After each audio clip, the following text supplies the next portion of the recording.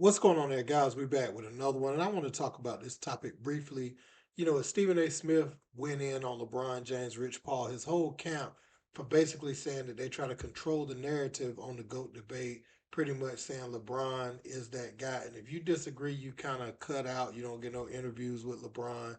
You don't get to talk to LeBron or whatever like that. And that was one of Stephen A.'s theories of why he ran up on him the way he did. But recently we saw Jordan's agent come out and say something about LeBron James, talking about he cherry picked his teams, and if Jordan would have done that, he would have won 15 titles. And Rich Paul clapped back. He said that Jordan never had to leave because everything was right there for him, whereas LeBron had to venture out, to get the talent around him that he needed. Now, there's a lot of think pieces on that. That's not even what I'm really here to talk about today as much. I know recently LeBron said that the way the game is covered today makes him not a fan of the game, that he grew up loved watching, because he's heard some things from Hall of Famers that he looked up to that really just he feel like undermines the game. Let's check out what LeBron said recently at the end of his podcast with Steve Nash. And then like the generation, they talk so much about the game today, and it make you go back and watch the game back then, and it makes you not even want to appreciate it no more like I did when I was a kid. Like it's like it's a great point. It's a great point. When you go back and watch now, it doesn't feel as good as it did at the time. It does not. But it was great. It was great. The best on the planet. It was great. Or these guys say, we can't be friends. You're friends with that. Why are you smiling on the court? And then someone goes to find a clip of like you standing next to this guy during the finals, smiling and laughing. It's like, can we just be honest with everyone? Just be honest.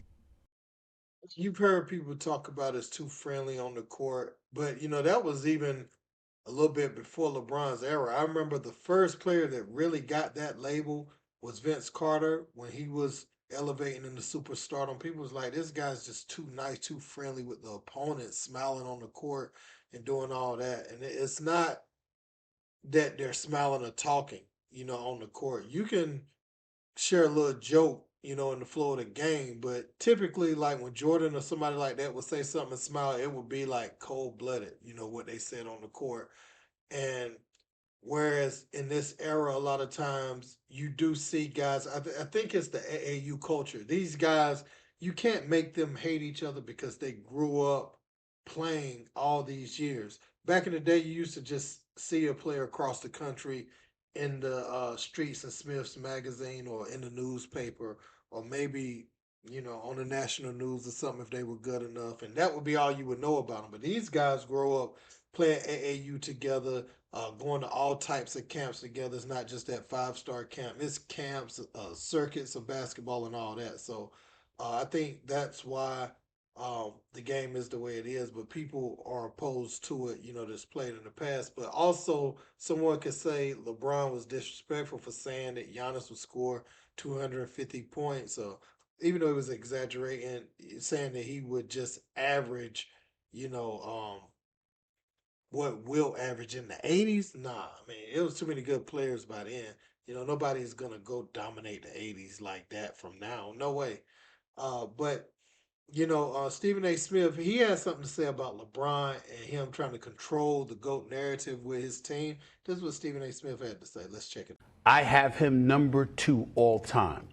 But I appreciated and respected your take, Will Bond, on Get Up earlier when you talked about Kobe needing to be in that conversation, Kareem needing to be in that conversation. I got no issues with that. But to me, LeBron James is number 2 all time.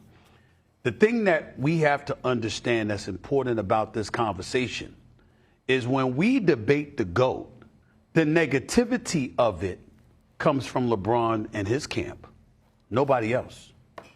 When we say he's number 2 all time, we're appreciating the fact that of the thousands upon thousands of players that have played in the NBA since 1947, 1950 rather, okay?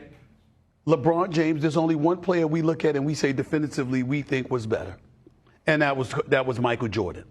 What did I say to Rich Paul one day? You act like that's an insult. Rich Paul's response, it is an insult. Because that is how they have acted when it comes to the GOAT conversation. And that's why a guy like Mike Wilbon has been on the #1 show in sports television for the last 25 years. Congratulations to you and my man Tony Kornheiser. We're #1 in the mornings. They're #1, period. They're #1, period. We know our place. Here's the deal. Mike Wilbon has said this publicly. We're not some PR machine for you. Didn't you say that about LeBron and his kid? You said we ain't some PR. You know, we gonna watch what we watch, and we come to one. Even in saying that he's the greatest you've ever seen, Kendrick Perkins, you have said ain't no damn PR machine. I'll say what I mean and mean what I say. Mm-hmm. So you just happen to feel that he's the greatest, but you were recognizing the fact that they were trying to compel people to say he was the greatest. Michael Jordan didn't say that about himself. Kobe Bryant didn't say that about himself. Kareem Abdul-Jabbar didn't say that about himself. Bill Russell didn't say that about himself. Tim Duncan didn't say that about himself. Nobody said that. Nobody but him and his camp. Steph Curry hasn't said that about himself. Steph Curry has never called himself the greatest shooter of all time. Ray Allen never called himself the greatest shooter of all time. Reggie Miller never called himself the greatest shooter of all time. Allen Houston never called himself the greatest shooter of all time. Nobody called themselves the greatest in anything but that man and his camp. And then when we refute it in any way, people like myself and Mike Wilbon and others, when we walk the streets, we're haters. So the debate and the vitriol and all of that stuff it comes directly from them. You know, and as far as Michael Jordan ever pushing a GOAT narrative, I've never heard Michael Jordan say he was the GOAT. He'll defer to David Thompson, someone he looked up to, NC State. Started out his career amazing too. If young kids, if you don't know who David Thompson is, if you go look at the highlights, 6'4", amazing athlete. His numbers actually are similar to Jordan the way he started his career. Just ended up getting hurt. So if you want to see a phenomenal basketball player from back then and who they saying that these people will go back and dominate, look at David Thompson and you might rethink that position. But, you know, I will say this, Stephen A. I've heard Steph Curry say that he's the greatest point guard a couple times in the last few years because you remember Magic Johnson came out, had something to say about that. Then you had, what's my man name? Isaiah Thomas. He came out and, you know, he refuted that some too. And so that's a thing that I would say that, yes, Steph has said he is the greatest something. You know, maybe he ain't say he the GOAT, but Stephen A's words was, he's never said he's the greatest anything. Yes, he did. He said he's the top point guard. LeBron saying he's the greatest after the Cleveland title. I feel like, you know, that's trying to control the narrative somewhat because now it's like everything after that is icing on the cake for your career.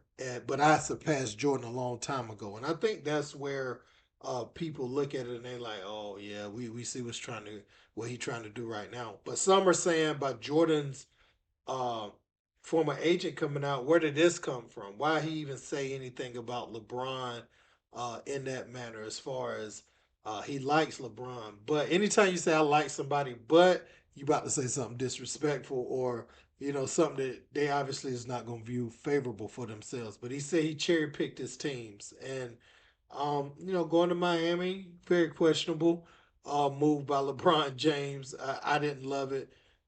Coming back to Cleveland after they had Kyrie and they brought in Kevin Love, you know, I would say that just from a talent perspective, you know that's fair, right? That's fair, especially with what the Golden State Warriors had at the time. Then them adding KD, you know, I feel like that's you know that cool, whatever, right? But then you know getting AD to come over to LA with him, you know, it's a lot going on there. But uh, he cherry picked his teams. No, Jordan wouldn't have won 15 titles. I mean, Jordan retired at a time. You know what I'm saying? And also, he wouldn't have won his first few years in the league no matter what. So, um, you know, but I think the point is he might have got 8. You know, he might have got something like that, 8 or 9 for sure if he would have cherry picked his teams. But again, what was going on in his life, his retirement at the time, that was gonna take some of the titles away from him anyway. You know, that's all I'm saying. But yeah, man, let me know what you guys think about this in the comment section. Don't forget to like, share, and subscribe. Till next time. Peace.